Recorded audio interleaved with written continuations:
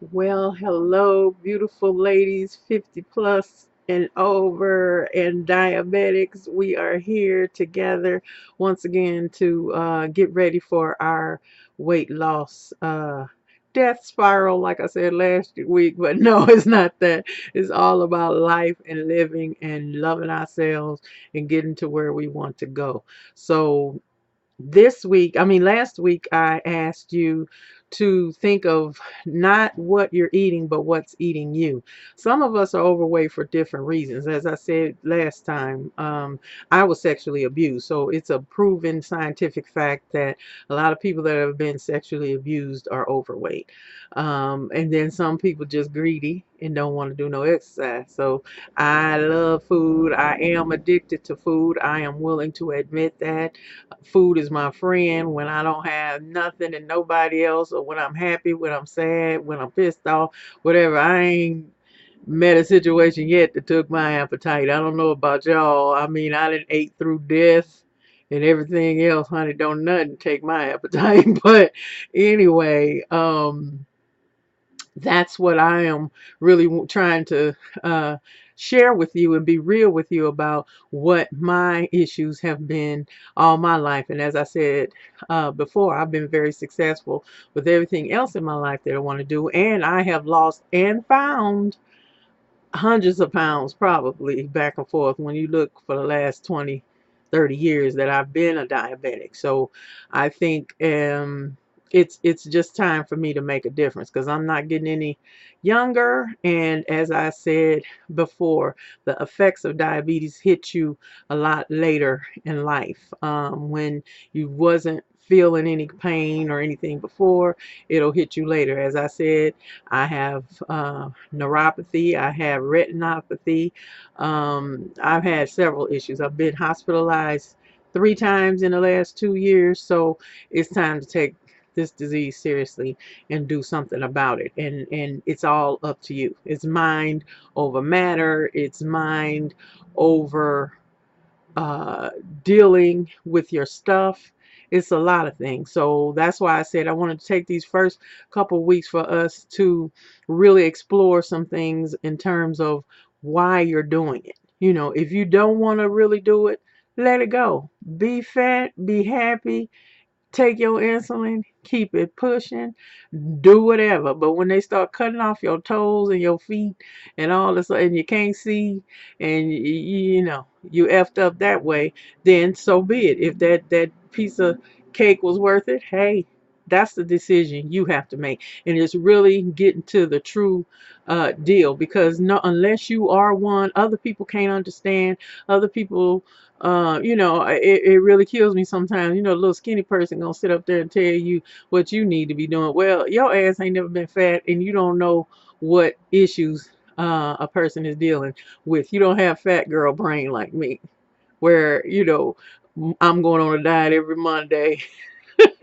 Or I have to have my last supper. It's like, okay, even though Jesus ain't there, but the fact that you gotta have that last supper, okay, I'm getting ready to start Monday, so Sunday you eat everything ain't nailed down. See, a lot of people don't understand that. I do. I know the deal. You can't run no bullshit on me. I got it. Understand what's up. And that's why I'm even taking time, because I want this time to be the successful one where I don't look back again. And I already know what it's going to take. I already know what mindset you have to be in. That's why it's taken me a minute as well. And that's what I want to share with you, where we can really be real with each other and really understand where we're going and keep each other accountable. Because the bottom line is up to you. Is what you opening your damn mouth up and putting in it. End of story. Because diabetes is like a eating disorder. One doctor I listened to before, uh, the medical community pretty much fixes the symptoms of diabetes. You know, by bringing your blood sugars down or whatever. That's just a byproduct, a symptom of it. That's not curing the disease. Disease is being insulin resistant. Bottom line. So you need to even understand what you're doing. Keep bringing your sugar down. So what? The repercussions of it because of your resistance to insulin is going to catch up with you. So I really brought my A1C down to like about a 7.5. I want to get to like a 6.5. Okay, but that's going to take some work. But from where I was, my A1C was 15 at one time. So I know I've been there, I've had it, uh, but I did what I had to do to make the changes in my life. Okay, so you can too. It's just a matter of making the decision. So like I told y'all before, my birthday is next Saturday. Girlfriend is gonna get me, have my last supper and just say hi to Jesus and get my last little piece of cake or whatever and do what I got to do. So this week, what I want you to do is to really prepare your mind, like I said, because next Sunday will be the Sunday when I'm preparing, when we're really getting ready to get started. So I guess it will be the June 12th that I really want to start with the program. So in the meantime, in between time, start thinking about menus, start thinking about how it can fit into your lifestyles, and I'll talk more about that next week. But this week, I want you to really get in your mind and make it up to do what you got to do. Because other than that, you just bullshitting yourself. Because it doesn't matter to anybody else. You need to worry about you. Okay? And the bottom line is, no one can do it but you. So that's where I am. That's where I want us to do. And I was going to say a few things maybe you might want to get this week. Get you a journal. One thing I found, that if I wrote down everything that I eat, sometimes I won't eat some because I didn't want to write it down. I didn't want to write it down that, you know, I just busted that bag of chips and ate the whole bag. Okay, I didn't want to write that down. Okay, so sometimes if you just start keeping a track record of what you're eating, one, it helps you keep up with your calories. Two, you can start seeing trends of things, of what you eat, what you don't eat, whatever. And then sometimes, like I said, when you have to be accountable to yourself by writing it down, you won't eat it. Okay, whatever it's going to take to help to get you where we got to go. Because, like I said, we are going to lose 50 pounds by Christmas. We're going to be some bad, bad mama jammas for the holiday season, which we already fine. But, we can get a little fine or be fine as frog hair, okay, by Christmas. That is the deal. And so that's what I was going to say. Get you a journal. Decorate the front of it, make it yours. Nobody has to see it but you. But get that. Get you a special pen that you write with in there. Okay, this is something special for yourself that you want to do. Think of goals, things you want to do for yourself for every 10 pounds that you lose. That's what I'm gonna do. I'm gonna think of what is some cute little thing, top I want, or some sandals, or something that's a goal, that's a reward for every 10 pounds that I lose. Okay. Next thing, I use a NutriBullet. Now, I don't know if you got one or if you got a great blender or whatever, because I'm going to be doing a lot of smoothies and stuff. It would be great if you could do the same thing, because that's the diet plan I'm going to come up with that I'm going to share with you. It's going to be smoothies, vegetables, stuff like that. So get you a NutriBullet or a really great blender that can really smash up the fruit and vegetables to make great smoothies.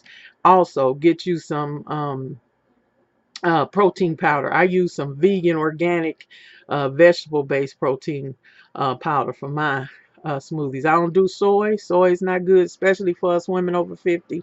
When you're dealing with going through the change or whatever, soy is just not good for women. Okay, period. So, whatever other protein you want to get, but I would suggest not getting that. And like I said, I am not a doctor. I am not trying to give you any kind of medical advice. I'm just telling you what I've been through, and what I'm trying to get to, and what has worked and what hasn't worked for me. So that's another thing I would get.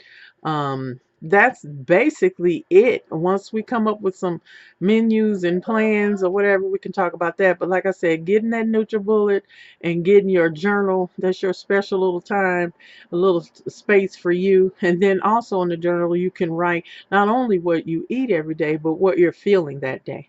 You know, maybe if you're like me, if you're sad or depressed or whatever, sometimes you tend to eat more. But then let's think of some other things that you can do to combat that rather than the same old, same old. Because what it is, we have to break our bad habits, and but you don't know they're bad until you admit it and come to grips with them. So that's what we're going to be doing in these videos, and I'm going to be perfectly honest with you.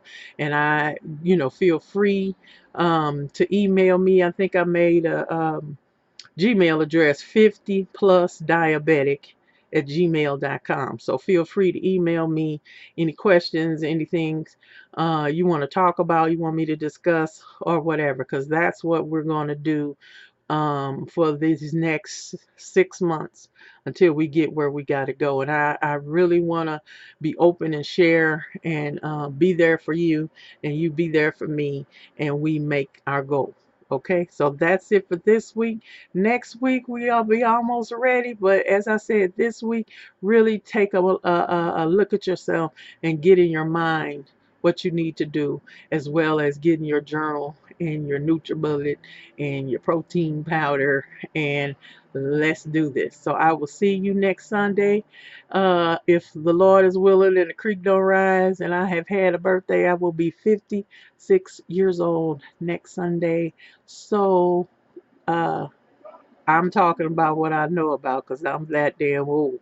All right, but damn, these little young girls ain't got nothing on us ladies. So let's do it, and I will see you next week. Bye.